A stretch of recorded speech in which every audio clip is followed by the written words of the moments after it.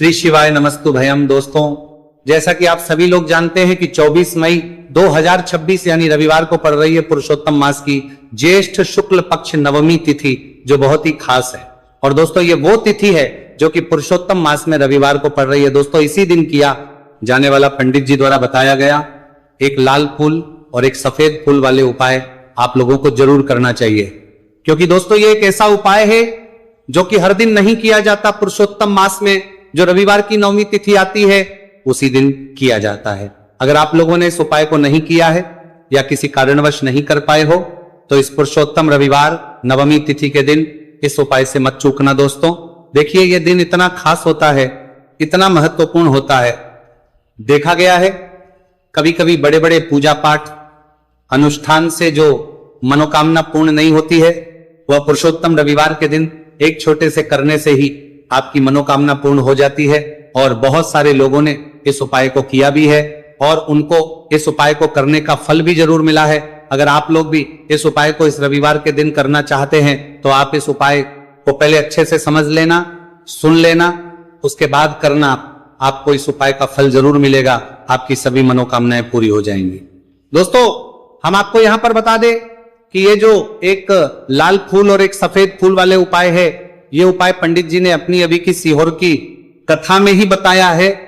उपाय को करने से आपके घर में चाहे किसी भी प्रकार की दोहक और समस्या क्यों ना चल रही हो, आपको उसका कारण भी नहीं पता है कि भाई ये समस्या किस कारण से चल रही है, उसका कुछ भी कारण हो सकता है। जैसे पितृदोष हो सकता है, काल सर्प दोष हो सकता है, या किसी भी तरह का मंगल दोष भी हो सकता है, और भी बहुत तरह के दोष होते हैं, कुछ भी हो सकता है।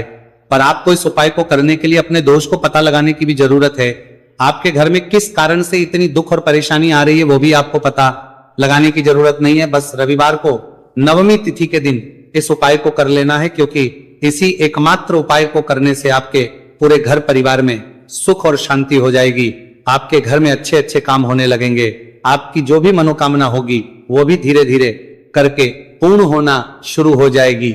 अब हम समझते हैं इस एक लाल फूल और एक सफेद फूल वाले उपाय को आपको करना कैसे है, किसको करना है, किस करना है और कैसे करना है। देखो, उपाय बिल्कुल आसान है, बस समझने वाली बात है। ध्यान से समझिए, उसके बाद ही आप लोग जो है इस उपाय को जरूर कीजिएगा। सबसे पहली चीज हम लोग ये समझते हैं कि इस एक लाल फूल और एक सफेद फूल वाले उपाय को इस आने वाली रविवार नवमी तिथि के दिन किसको करना है। तो देखिए, इस उपाय को घर के सभी सदस्यों को करने की बिल्कुल भी जरूरत नहीं है। घर में से कोई एक मुख्य बड़ा सदस्य इस उपाय को करेगा तो उस घर परिवार के सभी सदस्यों को इस उपाय को करने का फल मिल जाएगा। पर वो बड़ा सदस्य कौन होगा, कौन व्यक्ति इस उपाय को करेगा? तो यहां पर देखिए, हम आपको बता दें, घर की जो बड़ी माताएं बहनें होंगी, घर की बड़ी माताओं बहनों में से कोई भी एक माता बहन इस वाले उपाय को कर सकती है। अपने पूरे घर परिवार के लिए घर में सभी सदस्यों को इस उपाय को करने की जरूरत नहीं है। मात्र घर की जो माताएं बहनें हैं उनमें से कोई भी एक माता बहन इस वाले उपाय को करेगी तो उसके घर परिवार के पूरे सदस्यों को इस उपाय का फल मिलेगा। अगर किसी कारणवश माताएं बहनें घर में उपस्थित ना हो या वो इस उपाय को ना कर रही हो, कुछ दिक्कत हो, तो भाई उस जगह पर फिर घर का कोई बड़ा व्यक्ति भी इस उपाय को कर सकता है। माताओं बहनों के कहने का मतलब यह था कि माताएं बहनें घर की लक्ष्मी होती है। जब घर की लक्ष्मी कोई उपाय करती है तो निश्चित ही भगवान शिव जी जल्दी प्रसन्न होते हैं और उपाय का फल में बहुत जल्दी और बहुत बड़ा करके भी यहां पर देते हैं। तो आप लोग ये बात समझ गए होंगे। अब हम ये बात समझते हैं कि इस वाले उपाय को हमें करना किस समय है। एक लाल फूल और एक सफेद फूल वाले उपाय को हमें नवमी तिथि के दिन करना किस समय है। तो देखिए, इस उपाय को करने का जो समय है, सुबह का समय भी है और शाम का समय भी है। अब देखिए, यहां पर हम मुख्य रूप से सुबह का समय नहीं बोलेंगे, क्योंकि देखिए ये जो नवमी तिथि है, और आप सभी लोग जानते हैं रविवार नवमी तिथि के दिन का प्रदोष काल का मतलब शाम का जो समय होता है ना, इस दिन भगवान शिव जी का सबसे प्रिय दिन होता है। तो आप लोग इसे एक लाल फूल एक सफेद फूल वाले उपाय को सुबह के समय भी कर सकते हो और शाम के समय प्रदोष काल में भी कर सकते हो। सुबह के समय अगर कर रहे हो तो 10 या फिर 11 बजे तक भी अगर उपाय करोगे तो भी आपको उपाय का फल मिलेगा। वही अगर शाम के समय कर रहे हो तो इस दिन जरूर शाम के समय का ध्यान रखना कि शाम के 6 बजे से लेकर 7 बजे के बीच में अगर आप इस उपाय को कर सकते हो तो बिल्कुल कर लेना, पूरी कोशिश करना। पर अगर किसी कारणवश इस समय के बीच में ना कर पाओ तो रात 8 बजे तक भी अगर आप उपाय को करोगे तो आपको उपाय का फल जरूर मिलेगा। ये बात आपको समझ आ गई कि आप इस उपाय को सुबह और शाम दोनों समय कर सकते हो। मतलब करना आपको एक ही समय है। घर में से किसी एक ही बड़े व्यक्ति को करना है, एक ही बार इस उपाय को करना है, दोनों समय नहीं करना है। आपको जो समय अच्छा लगे आप उस समय पर इस वाले उपाय को कर सकते हैं। तो चलिए जानते हैं इन विशेष उपायों के बारे में। लेकिन उससे पहले जो भी मेरे भाई मेरी प्यारी बहनें आज चैनल पर पहली बार आए हैं या मेरी आवाज आज पहली बार सुन रहे हैं, अगर आप भी महादेव के सच्चे भक्त हैं तो वीडियो को लाइक और वास्तविक जानकारी चैनल को सब्सक्राइब जरूर कर लें और कमेंट बॉक्स में लिखें हर हर महादेव देखो। अब सबसे पहली बात आती है कि इस उपाय को हमें करना किस लिए है। जैसा कि हमने अभी आपसे बोला कि इस उपाय को करने के बाद आपके जीवन में बहुत सारी खुशियां आएंगी, आपकी मनोकामनाएं पूर्ण होंगी, आपकी धन की समस्या दूर होगी, आपकी पैसों की समस्या दूर होगी। अब देखिए, अगर आप लोग सोच रहे हो कि भाई हमें अपना घर बनाना है पर घर बनाने के लिए पैसा नहीं है, हमें गाड़ी लेना है पर गाड़ी लेने के लिए पैसा नहीं है, हमें जमीन लेना है पर जमीन के लिए पैसों की कमी पड़ रही है, अगर ऐसी ही दिक्कत परेशानी या किसी भी तरह की धन से जुड़ी हुई समस्या या पैसों से जुड़ी हुई समस्या अगर आपके जीवन में चली गई रही है तो ये उपाय निश्चित ही आपके जीवन में मतलब बहुत सारे फल लाकर दे सकता है। इसीलिए अगर आपके घर में बहुत ज्यादा दिक्कत समस्या परेशानी चल रही है, धन से जुड़ी हुई पैसों से जुड़ी हुई धन की बहुत ज्यादा कमी आ रही है, पैसों की आवक नहीं हो रही है, तो भाई आप लोगों को इस वाले उपाय को जरूर करना चाहिए। घर में से किसी एक भी बपे व्यक्ति को अब इस उपाय में करना क्या है वो सबसे पहले हम लोग जान लेते हैं। उपाय की सामग्री हम लोग सबसे पहले जानते हैं कि इस उपाय में किस किस चीज की आवश्यकता पड़ेगी। तो देखिए, उपाय का नाम तो एक लाल फूल और एक सफेद फूल वाला उपाय है, पर इस उपाय में कुल मिलाकर 4 सामग्री हमें लगने वाली, जो कि पंडित जी ने खुद सीहोर वाली कथा में बताया है। और जो हम आपको उपाय बताते हैं वो पंडित जी द्वारा बताए गए होते हैं, अलग से हम कुछ भी नहीं बताते हैं। तो यहां पर हम लोग समझते हैं कि इस उपाय की सामग्री क्या है। तो देखो, उपाय की जो सामग्री है वो 4 सामग्री है, जिसमें से सबसे पहली सामग्री है एक बेलपत्र। देखो, बेलपत्र क्या होती है? बेलपत्र जो शिव की शिवलिंग पर चढ़ती है। दूसरी चीज है एक शमीपत्र, शमीप्र शिवलिंग पर ही चढ़ता है। तीसरी चीज है दोस्तों एक लाल फूल, उपाय का नाम है। तो एक यहां पर आपको लाल फूल लेना है। अब ये लाल फूल कौन सा लेना है? देखो, शिवलिंग के ऊपर जो लाल फूल चढ़ता हो उनमें से कोई भी एक लाल फूल पसंद कर लेना और वो कहीं से तोड़कर या कहीं से खरीद कर लेकर आना और उस लाल फूल को उपाय में प्रयोग कर लेना। उसके बाद में एक सफेद फूल, सफेद फूल का विशेष रूप से ध्यान रखना। जो सफेद फूल शिवलिंग पर चढ़ता हो सिर्फ वही सफेद फूल लेकर आना, इसके अलावा कुछ मत लेकर आना, लेकिन केतकी का मत लेना। तो एक एक मात्रा में ही आपको ये चारों सामग्री चाहिए, एक बेलपत्र, एक शमी पत्र, एक लाल फूल और एक सफेद फूल। ये चारों सामग्री आप लोग तैयार करके रख लें। प्रदोष काल में या सुबह के समय जब भी आप इस उपाय को कर रहे हैं, जैसे ही आपके उपाय की सामग्री तैयार हो जाती है तो क्या हम सीधा उपाय को करने के लिए इन चारों सामग्री को उपाय करने के लिए जा सकते हैं? नहीं। तो यहां पर आपको इस बात का ध्यान रखना है कि हम भगवान शिव जी को प्रसन्न करने के लिए तो जा रहे हैं, हम अपनी मनोकामना को पूर्ण करवाने के लिए तो जा रहे हैं, पर हमें यह दर्शाना बिल्कुल भी नहीं है कि हम सिर्फ अपने फायदे के लिए भगवान शिव जी के मंदिर में आए हैं। इसलिए हम इस उपाय को करने के साथ साथ में भगवान शिव जी की पूजन अर्चना के लिए कुछ सामग्री भी जरूर लेकर जाएंगे। जैसे कि सुबह समय अगर आप उपाय को कर रहे हो, इस एक लाल फूल और एक सफेद फूल वाले उपाय को, तो भाई सुबह के समय आपको एक लोटा जल लेकर जाना है। जो लोग प्रतिदिन शिव जी के मंदिर जाते हैं, पूजन अर्चना करते हैं, जल चढ़ाते हैं, फूल बेल पत्र सब कुछ चढ़ाते हैं, भाई वो अपनी पूजन अर्चना वैसी की वैसी करना। बाकी जो सिर्फ उपाय को करने के लिए जा रहा है, जो कुछ भी लेकर नहीं जा रहा है, उसे कम से कम 1 लोटा जल अपने घर से भरकर लेकर जाना। अगर आप उपाय को कर रहे हो, है ना, क्योंकि इस वाले उपाय को आप भगवान शिव जी की पूजन अर्चना करने के बाद ही करना।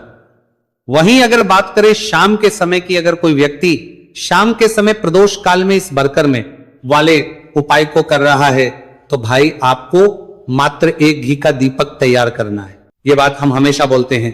शाम के समय प्रदोष काल में कोई कर रहे हो ना, तो दीपक का विशेष महत्व होता है।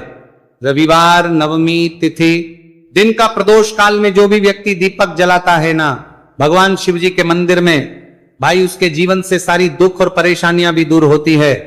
तो भाई इस दिन दीपक का विशेष रूप से ध्यान रखना आप लोग। अगर आप इस उपाय को शाम के समय प्रदोष काल में कर रहे हो, है ना, ये जो दीपक आप लोगे ये आटे का लोगे। जो आटा आप गूंद दोगे उसके अंदर कुछ भी मत डालना, मात्र साधा आटा लगाकर उसे तैयार कर लेना और एक मीडियम साइज का दीपक तैयार कर लेना। दीपक ना ज्यादा छोटा हो ना ज्यादा बड़ा हो, है ना। उसके बाद में दीपक आपका तैयार हो जाए तो इसके अंदर जो बत्ती रखोगे वो गोल बत्ती रखोगे। देखो गोल बत्ती भी दो तरह की होगी, एक बाजार की और एक घर वाली। तो कोशिश करना अपने घर में जो रुई रखी हुई है उस रुई से आप लोग एक गोल बत्ती अपने ही हाथों से बनाओ। उपाय का फल अच्छा मिलता है। भगवान शिव जी जल्दी प्रसन्न होते हैं।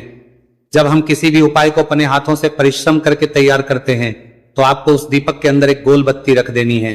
इसके अंदर जो चीज आप लोग डालोगे वो डालोगे शुद्ध देसी गाय का घी।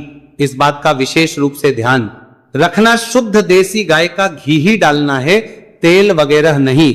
आज के दिन तो मत डालना, रविवार नवमी तिथि के दिन, क्योंकि भगवान शिव जी का सबसे प्रिय दिन और प्रिय समय पर हम लोग इस वाले उपाय को कर रहे हैं।